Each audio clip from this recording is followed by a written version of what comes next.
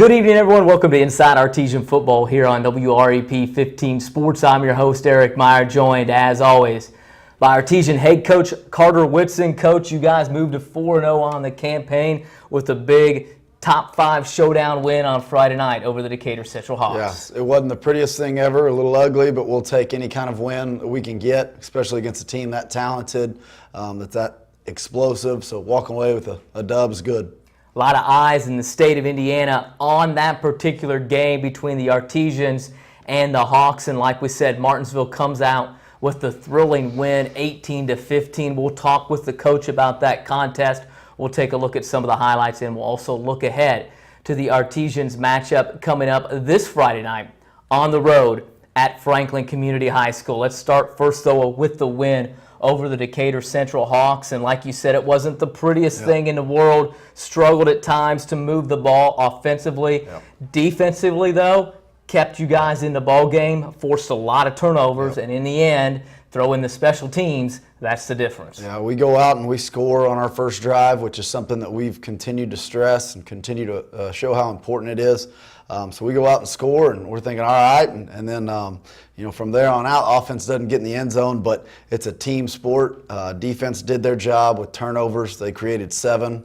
We counted the safety as one of them. And then special teams obviously had a great night, pinning them down on some punts, and Caleb obviously hitting a school record 50-yarder is big time, especially when that's the 3 points you need at the end to win. Right, yeah, Caleb with the school record three-pointer. He just has the school record for most goals in a game in a soccer. The night before. And goals in a career, so it was a good week for the Urban family and Caleb and for the Artesians as well, because obviously that helps you guys with a victory. But like you said, this is a Decatur Central team loaded up and down the lineup with a lot of athletes, but you guys matched them pretty well when you had to, especially like we said on the defensive end. Yeah, again, we just, we knew we had to make it a dogfight, and we knew it had to be 4 quarters, and we had to play tough and create turnovers and take care of the ball. So it wasn't a flashy one. We weren't able to go super quick like we want to all the time, but we got out on them, and really we were playing against the clock at the end. Trying to run the clock out, able to run the clock out and get the victory over Decatur Central. The weather we thought would play a factor in the contest. It wasn't as bad as we thought it would be, but any effects that the weather causes on the field on Friday night? No, and we're always kind of ready for it either way, and both teams have to play in it, so we usually don't stress about it too much.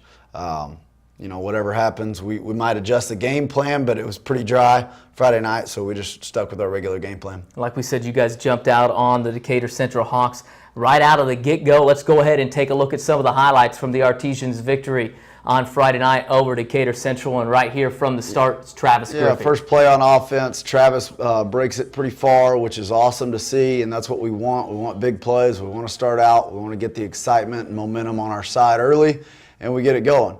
Checked a little speed option right here, which has been a good play for us this season, getting the ball in the open field to Isaac Osborne. Doing a decent job blocking at receiver there. Need to keep doing better at that. And then, here we go. We keep going fast. We get a little inside zone with the quarterback, and Travis is always falling forward, falls into the end zone for that one.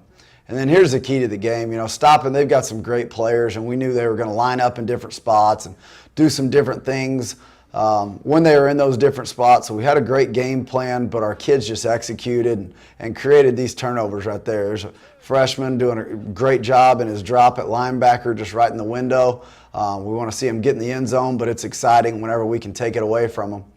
Here we go again, just with an outside zone. Again, with their athletes, that's no joke to stop. And we group tackle them there. There's a bunch of those camo jerseys on him right there, which is fun to see.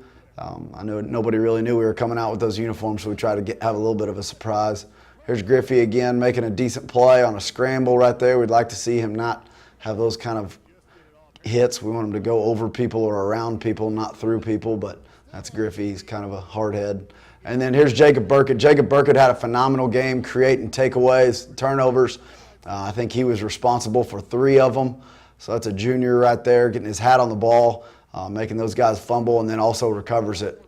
Isaac Osborne with a good little run right here. Offensive line did a good job with what we could do. They were going to load up the box and blitz everybody, and we just needed to grind it out and get all the points we could. So right there, it's always nice when you feel like you're guaranteed 3 points when you get down that close. So Caleb's a special weapon to have. Here's another, kind of dumb play right there. They need to take care of the ball a little bit better, but our guys make that happen by, forcing that quarterback to step up in the pocket on a bootleg, and he's, Jacob Burkett winds up with the ball again.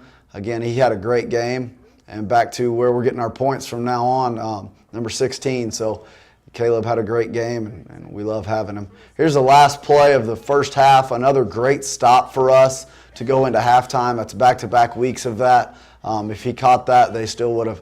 It wouldn't have counted because they had an ineligible receiver downfield. And here's the school record 50-yarder by Caleb Urban. It would have been good from about 54, so we might try and break that record later on in the season. But that was awesome to see. Here we go. There's one of the 7 turnovers, safety. That happens whenever you pin them down. We're attacking on defense, and you can get in their heads a little bit. Back to just normal defense, stopping the run. A bunch of guys tackling the ball. There we go. There's another turnover that we created right there. Just, again, getting the ball out, forcing it out, playing hard. Jacob Burkett winds up with it again. That was awesome to see. Their quarterback could move pretty well. He could get out in the open and make some plays, but when he did, we were tackling him. We were hitting him hard. Jacob Burkett forced that fumble right there, and Andy Ball recovers it. Andy Ball is one of our rotation linebackers, so it was awesome to see him make a great play. And then here's a field goal at the end that they miss wide right. If he doesn't miss it, if he hits it straight, Seth Gallion blocks it, so we feel pretty good. Did a good job right there on defense, and now it's time to run out the clock. I bet you got the last play, which everyone in the stands was probably thinking I was crazy. But there's a plan here. We were going to take a safety and run out the clock as much as we could. Griff made a play at the end. He didn't need to come out of the end zone, but it's all right. We didn't give him any more points, and then tack on 15 more yards of penalties, which they had plenty of those. So, we looked crazy. We were running out the clock. We were like, what are we doing? There was a method to the madness, so we knew what we were doing. Figured when we saw you come out that would probably be the option at that point in time, that you would have Travis run around the end zone and try to take the safety. Didn't know if he would come out like he did. I don't know if you knew he came out. If you knew we were going to do that, you were in the minority, because all the reactions I got from behind me were like, what are we doing? So we figured that was probably what the play call was going to be, just for the fact that you're up 3, you give up the safety, no big deal. You can ground ball it, keep it away from him, and you're going to be in good shape. That's right. And so you're going to run out the clock. So that wasn't necessarily the surprise when he brought out the end zone. Maybe a little bit of a surprise. Well, he was like, Coach, I almost scored. I was like, I know, but it wasn't quite what you were told to do. We told our guys, we're taking a safety, so you can hold, you can grab, you can tackle them. It doesn't matter if they throw a penalty on us. Cool, fine. We'll just do it again and run out the clock. So, it's just good football. You guys were able to come away with the win, and you saw a lot of different examples. We talked earlier about the defense and the turnovers that they forced in that game, and Jacob Burkett in specific. At the Greenwood game, in the press box, you heard the members of the media and some people up there that says that number 30 isn't very big, but he is everywhere. Yeah, he does. And that's exactly what he does for the team. Yeah, he flies around and is, he's a 3-year starter as a junior. I'm excited to have him back next year too. But yeah, he flies around, plays with his hair on fire. He's a wild man. He's a wild man off the field too, and we love having him out there. Coaches trust him. His teammates trust him. And he just plays hard and makes plays. You also saw some instances there where you had talked about it in the game or in the preview coming up, that Decatur kind of played what you guys like to call that cat defense. A great explanation with you got that guy, you got that cat, you got that cat. Yep. And that's kind of the team. They're basically saying you have to beat these guys one-on-one, and with a lot of great athletes like they have, that is difficult at times. It is, and the game played a little bit different than if we see those guys in regionals. We might not jump out on, and we might not need to just try and run out the clock. We might have to throw it a little bit more and try and beat them one-on-one, which we have plans for that. We just feel like we didn't need to get into that game plan because we did get out on them earlier, and then it was playing against the clock and trusting our defense instead of tempo and try and run it up by any means. Like we said, this is a battle between top 5 teams. You were ranked 5th or 4th, depending on what poll you looked at going in there, too. It's kind of flip-flop now, obviously, with you guys getting the victory, but that's a lot of excitement that was around the community. There was a threat of rain, like we mentioned, but so much support again there at Ciderwoods Field on Friday night. Yeah, it was absolutely awesome. Our guys were trying to get the crowd up, and for the first time ever, we didn't have to get them up. They were ready. Even the people outside of the center of the stadium or the the bleachers were wild and crazy and on their feet. Student section was awesome. Winning helps, but those guys help us win too. When you looked also prior to this contest, we had talked about the fact that there are going to be some special things going on. It went on at halftime, but also before the game as well. It was pretty cool to have the National Guard there with the flag, and then the uniforms too, and the helmets. Yeah, we had, obviously it was National Guard night, so we were celebrating people that work for us and sacrifice, true sacrifice. And then also we had Childhood Cancer Awareness Night. So it was a great deal supporting, some different groups of people that support us and showing that we thank them and we care. Obviously we had the fun uniforms and we had the stripes on the helmets and even the flags as the decals. So guys were excited about that and made it a cool evening. It was really good to walk away with a win, though. Yeah, cool evening capped off by a big-time win over Decatur Central. You get the win, you're undefeated. Now you move on. You've got another matchup, a different matchup, a different team than what you've really seen anything like this season. It'll be the Franklin Grizzly Cubs coming in with their new head coach in his second year as well, and you'll go over to Franklin to battle them on Friday night. What can we expect out of Coach Cole and his team? Yeah, Coach Cole does a great job. We played these guys twice last year, and they were unbelievably better the second time we played them. And you look at their record this year and you look at who they've played, they're a better football team. We can't take these guys easy whatsoever, regardless of rankings, regardless of records. They're a really good football team. They've got some big-time weapons. Like you said, they do it a little bit different. You'll see an empty formation out of them about 90% of the time. Got a 240-pound quarterback that they treat as their running back, and then he throws it well enough to take advantage of when defenses give him that. So they're a very intelligent football team, intelligent staff that kind of goes where you're not. Similar to us, they're going to take what you give them, and they're going to try and get you in the right looks that they want to do offensively. You mentioned them going empty set in the backfield with no running backs, being the fact that they're going to use their quarterback Drew Byerly as their running back, if you will. And in the last couple of games, he's been really, really good for them, leading them in rushing and also leading them at passing, averaging on that verge of close to 400 yards a game on his own. What are we going to see them do out of that empty set formation and some of the things that you guys have to pay attention to on Friday night? Yeah, now we're expecting some new wrinkles.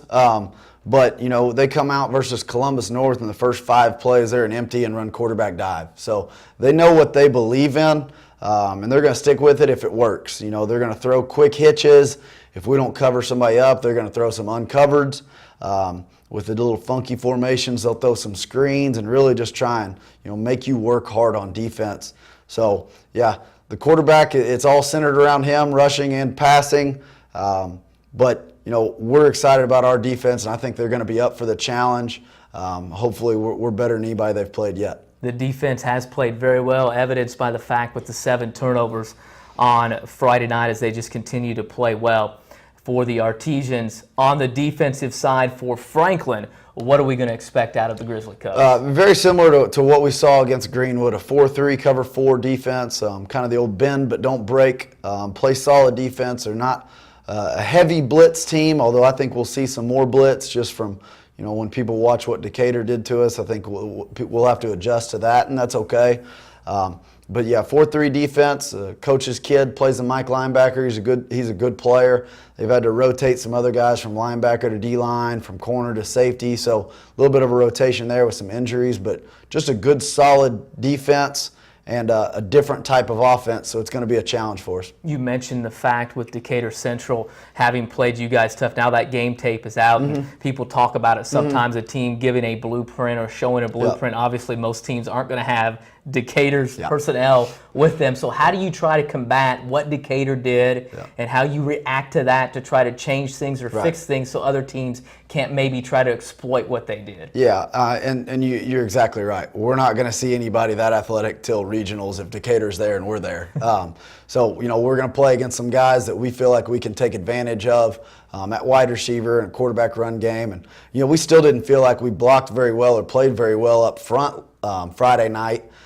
So even if we do that against that defense, we feel like we're going to be a little bit more successful. So, we watch the game film, we watch some practice film and figure out where we weren't executing perfectly, and we're moving on. moving on to Franklin coming up on Friday night over at Franklin Community High School. Get out there, Artesians and the Grizzly Cubs. Really, this is a matchup that goes way back to the old South Central Conference days when the two communities used to battle each other. Got away from it a little bit. Now we're back to it in the Mid-State Conferences. Martinsville and Franklin get set to do battle on Friday night. It'll be the Artesians and the Grizzly Cubs. What are the Artesians going to have to do, keys to the game, to come away with a victory? Yeah, we want to get back to playing super quick. We want to get our tempo out there and really grind them up with run game and throwing it whenever they're not ready for us to throw it.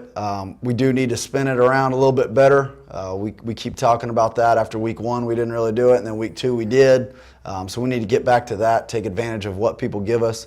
And then again, we need to be good on special teams. They're a really good special teams team, and we need to be good on that with our coverage units. And when we got points, let's take them and move on from there. Trusting the defense, trusting our special teams to do their job. All right, Coach, we appreciate you joining us. We'll see you there Friday night. All right, man. That's Artesian head coach Carter Whitson here inside Artesian football. Martinsville coming up Friday on the road at Franklin to battle the Grizzly Cubs. Catch the game back on WRAP 15 Sports.